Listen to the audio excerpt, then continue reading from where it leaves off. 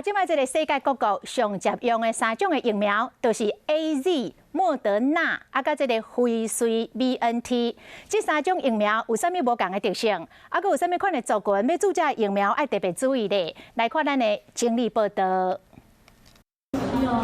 新加坡阿斯特捷利康 AZ 疫苗开始注啊，医疗院所真侪人要注。2021年4月初人头一批 AZ 疫苗到台湾，5月28莫德纳嘛到位啊，再加上最近大家伫讨论，也毋过无引进的辉瑞 BNT。 3种疫苗来做一个比较，这个 AZ 是英国甲瑞典合作的，莫德纳是美国的，辉瑞是美国甲德国共同研究出来，有效率莫德纳甲辉瑞拢超过90%。各种疫苗当然有伊的副作用 ，AZ 的造成血高，也毋过对老大人保护力较强。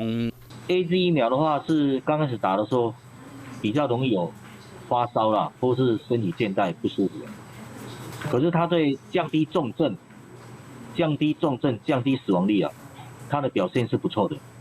那保存的方式，这个莫德纳伊冷冻条件较严，必须伫-25到-15度，也毋过又佫袂使超过-40度。一旦若转到2度到8度的冷冻设备，都要伫1个月内驻还。啊，即马台湾有真济疫苗，专家就会提醒讲，较早捌发生有血角，也是血小板低害症候群，也是免疫不全的人，上好卖注 AZ 疫苗。所谓的群体免疫，就是说有免疫力的人会阻止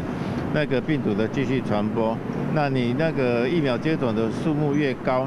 那个群体免疫的功能就越强，你的疫情就更容易控制。当然，乡亲要做的是袂使指定牌子，不过拢会有医师先做专业的评估甲咨询，就等这个疫苗量会使补足了后，全民配合去注这个预防车，共同来防疫。